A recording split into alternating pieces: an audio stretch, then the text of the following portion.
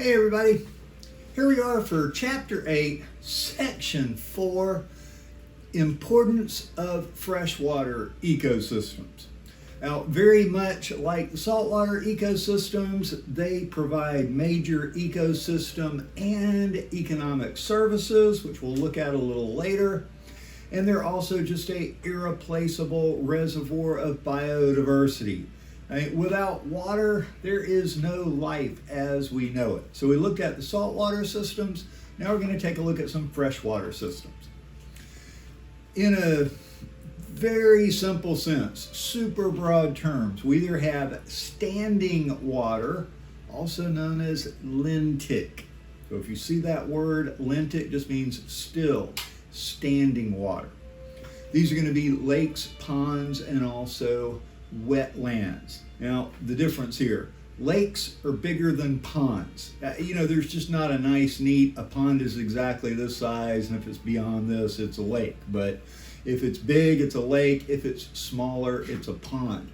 A wetland tends to be shallow, and it only has to be underwater part of the year. A wetland does not have to be underwater all year long. Sometimes they are, sometimes they aren't. Lakes are bigger, ponds are smaller, wetlands tend to be shallower, and they may not be underwater all the time. Then we have flowing water. So limnetic or standing water, lakes, ponds, wetlands. Flowing water, streams and rivers. And very similar in the same way of lakes and ponds. Streams are smaller than rivers. They tend to start off as streams. Where I grew up, they were creeks, streams, and rivers. If I wanted to go play in the creek, Mom said that was fine. If I said I wanted to go play in a stream or a river, she was like, well, let's think about this. Make sure you need to have somebody with you. So it's just a matter of size. Let's start off in a lake, so something of reasonable size. Now, ponds would be very similar for the most part. Once again, they're just smaller, so they're not going to have all of the same zones. So let's talk about a lake, sizable lake. They're going to have 4 life zones, and this is defined by the depth and the distance from shore. So right off the bat, right at shore is what we call the Littoral Zone. And we have the picture up here so you can look at it and kind of determine it. So the Littoral Zone, light makes it to the bottom. So things can grow on the bottom. We have plants growing, lily pads, grasses, weeds, etc. So light is reaching the bottom near the shore. So the littoral zone is pretty much just going to be the edge all the way around the lake. Depending on how clear the lake is and how shallow the shoreline is, the littoral zone can be fairly narrow or fairly wide. This depends. Shallow water near the shore, so rooted plants can grow. Really high biodiversity here. Things can come in and hide in the grass, feed on the grass, on the plants, hide under the lily pads, etc. Here's where we're going to find turtles, frogs, crayfish, and fish as well, especially some of the smaller ones going to come in to feed on some of these. The next one is the Lynetic Zone, Lynetic. This is going to be across the entire lake. We exclude it from the littoral zone because that's a special name. So the light is now no longer reaching down to the bottom, but it reaches a portion of the lake. That is the Lynetic Zone. Open sunlight, but away from shore. This is the photosynthetic zone. This is where algae can grow, any kind of plankton that's in the lake, get light, phytoplankton, etc. And we also find larger fish here. Many of the fish are out in the lake. They may come in towards the littoral zone, but they tend to stay out where it is deeper. Just below the Lynetic Zone is going to be the Profundal Zone. Here it's too dark for photosynthesis, and the oxygen levels are low. Now remember, oxygen dissolves in water. So closer to the surface, we tend to have higher oxygen content. The deeper down in the water we go, we tend to have lower oxygen content. This dictates the types of organisms that can live there. Perch, for instance, have adapted to living where it's kind of dark and lower oxygen. So a lot of times the perch go down into this Profundal Zone. They can also sort of hide there in a sense. A lot of things in the Profundal Zone will come up into the Lynetic Zone and even move in towards the Littoral Zone, especially in the evenings to maybe feed, just depends. Lastly is the benthic zone, down on the very bottom. So the bottom winds up having two specific names. The bottom of the ocean is the littoral zone, the water and everything near it, if it's getting sunlight. If it's not getting sunlight, then it's part of this benthic zone. This is the lake bottom, where we find decomposers, the detritus feeders, maybe like catfish, and other fish will come and live there as well, but typically not as many as at the photosynthetic zones. And this normally gets its nourishment by dead matter. There's no sunlight down there, there's no photosynthesis going on, but as things die in the upper levels, they drift down to the bottom, and this is where our bottom feeders tend to live and exist. Those are 4 zones that we find in freshwater lakes. That takes us to the natural capital. We talked about the ecosystem services and the economic services that freshwater systems provide. Now we have a picture of our bear and our fish up here, but let's run through them pretty quickly. The ecosystem services. These are the things you and I need for life. Well, it does help in climate moderation. If you've ever gone down to a river area or a creek, it tends to be cooler there than the surrounding areas a little bit. So areas that we have lakes, streams, rivers, it tends to help climate moderation. Keeps it a little cool, and then in the wintertime it can add a little warmth. Nutrient cycling is going on here. Water cycle is happening, carbon cycle is happening, nitrogen cycle, all of these things. Not the phosphorus cycle so much because that tends to be in rocks, but there's still some occurring.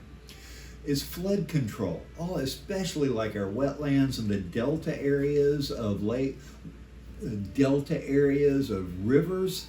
These absorb floods. When we have lots of rain and or even hurricanes and water comes up, these are the areas that the water pours into and they absorb it. It's there for groundwater recharge. Especially here in Florida, we are aquifer dependent. In a lot of these wetlands areas, that's where the water seeps down into the aquifer. So all of these watersheds and recharge basins are very important for that. There's habitat, obviously, for lots of different species. You know, like our friend, the bear and the fish there. Fish are living in it, crayfish are living in it, minnows, many insect larvae begin in streams and creeks and rivers. They also provide genetic resources and this biodiversity. Once again, lots of different species. Many species have to come to the rivers as well. They're needing it. And just for scientific information, we learn a lot from these areas. The economic services, the way that these areas financially benefit humans. Food, we rely on them a lot for food. Catfish, bass, lots of things that we catch and eat from there. Drinking water, all of our major cities up before the, say, 1900s were all based around either large lakes or large rivers. Jacksonville at the St. John's. You have Miami is based off of a wetland, the Everglades, getting fresh water in it. New York, you have the rivers coming down into it. New Orleans at the Mississippi and Lake Champlain. They tended to be near these large freshwater systems. We need it for drinking water. It's for irrigation. We use streams, rivers, lakes, etc. to drain water off to irrigate our crops. We use it for hydroelectricity where we have fast-moving water, typically up in mountainous areas. We can dam it and then we get free electricity. The water spins the turbines. It's used for transportation for a long time. The Mississippi River was used to move goods from the port at New Orleans all the way up into the state, and we still use them for transportation. Recreation, a lot of people love to go to the lakes, the streams, the rivers, to kayak, to boat, to play, to fish, to camp, you name it. And employment. A lot of people make their livings off of lakes, streams, rivers in some shape, form, or fashion. These are just some of the ways that this natural capital of the freshwater streams and rivers make a difference for us. Now, when we talk about lakes, some lakes have a lot more nutrients than other lakes. We're going to look at them in two broad terms again. We have oligotrophic lakes. So oligotrophic lakes have very low levels of nutrients and low NPP, net primary production. They tend to have very clear water, and they often have very sharp, steep, rocky banks. There's not a big littoral zone, there's not really sandy bottom rocky, so things can't grow. Tend to have clear water, very deep banks. This is a oligotrophic lake. Then the other side of that is a eutrophic lake. These have very high levels of nutrients, and therefore they have very high NPP, tends to have shallower and murky water. There are pictures of them. The oligotrophic, this clear blue, and the eutrophic lake usually looks a little green, water brownish, lots of algae in it, etc. Most lakes fall somewhere in between the two of these. Now, we can get eutrophication by a completely normal natural process. As things wash into the oligotrophic lake, and as things do begin to grow on the side and die, slowly over time the sediment builds up at the bottom of the lake becomes shallower, and there's a greater nutrient base, and then we get this eutrophic lake. We can also get what we call cultural eutrophication of lakes, and this is because of excess runoff.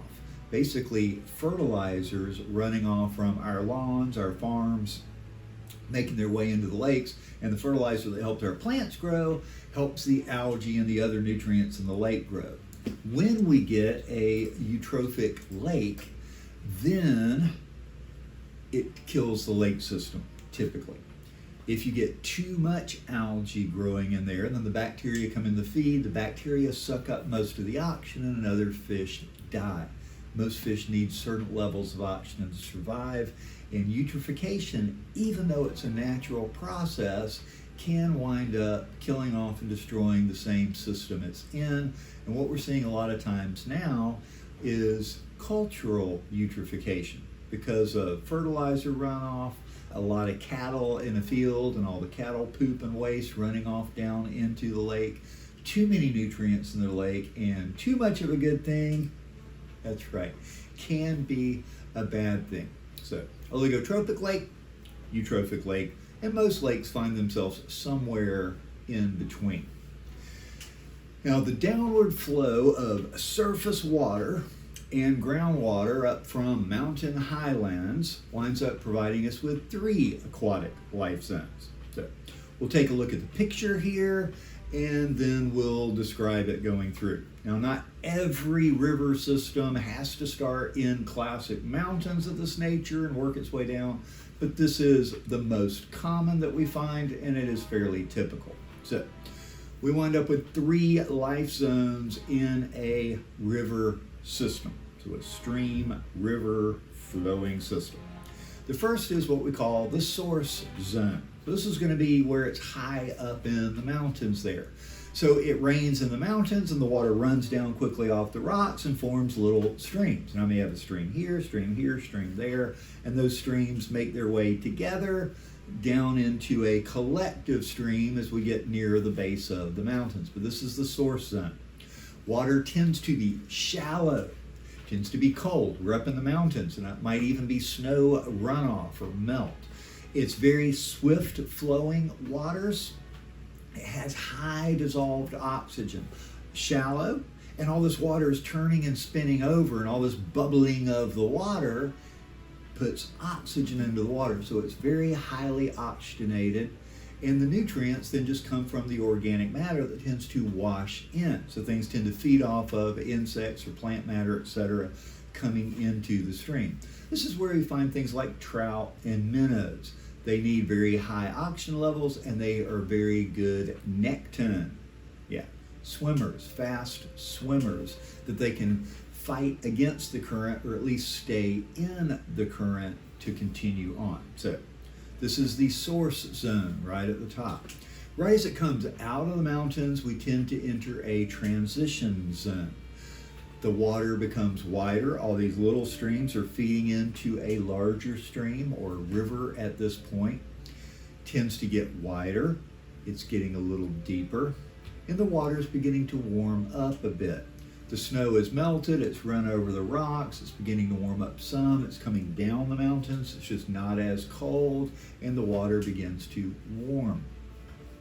Because it's warming up, it can't hold as much dissolved oxygen. Think about a Coke. If a Coke is cold, the fizzy stays in there pretty well. But if a Coke is warm, it bubbles up a lot more. The warmer it is, the less oxygen it can contain. And it tends to be more turbid at this point. A little bit darker waters, etc. Then we move down into the floodplain zone. This is Florida. Most of our river systems in Florida were at this floodplain, big flat area. So the rivers tend to be wide, they tend to be deep, and they're flowing across broad, flat valleys. They tend to have high temperatures. The rivers here are quite warm, unless it's spring-fed, if it's a spring-fed river, but that doesn't fit into this classic system. When we have nice warm waters, higher temperatures, even less dissolved oxygen. So we get things like catfish and some bass and sunfish tend to fit in here well, but we don't find trout in our streams here in Florida. The water's not cold enough, not enough oxygen content. And these rivers tend to support algae, cyanobacteria, and rooted plants because it's warm, slow moving, and the plants can anchor and hang on there. So these are the three systems that we tend to find in our river systems. So we've talked about lakes, we've talked about rivers, and that leaves us with wetlands. Here we're talking specifically about inland wetlands. So not at the ocean, those are either coastal marshes or they're estuaries. This is decidedly inland. We either have marshes or swamps. Do you remember the difference? People use the terms interchangeably, but if we look at the pictures we have here, if it is all green stuff, green stems, it's a marsh. This is going to be grasses, weeds, lily pads, things of this nature.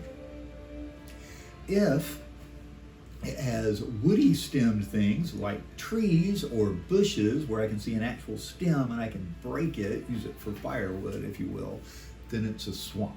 So our inland wetlands are going to fall into two categories, marshes, swamps.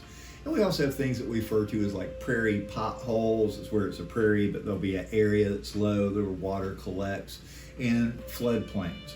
Remember, wetlands only have to be underwater part of the time. Many of them are seasonal. They're underwater part of the year, and part of the year there's no water there. Still a wetland.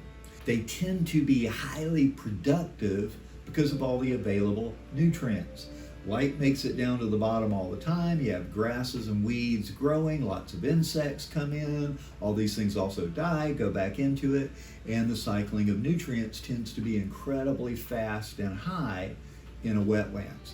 Because of this, wetlands are really good at filtering out toxic waste and pollutants. Pollutants make their way into the wetlands, and the plants there tend to absorb all the stuff out of it into the plant. And if it causes the plant to die a little quicker, well, they're grasses and weeds, and they tend to get replaced very quickly. So as long as we don't overload the wetland with too much pollution, they're incredibly good at filtering out and cleaning up the water before it makes it on down into the ocean, wherever the next place it's going. A lot of times you have wetlands right near lakes, and they help keep the water better purified. And they also reduce flooding and erosion, because when it does rain really heavily, this is where the water tends to go. So it goes into the wetlands instead of your house, my house, this neighborhood, because those are the low-lying areas that really the nature has evolved to handle the excess flow.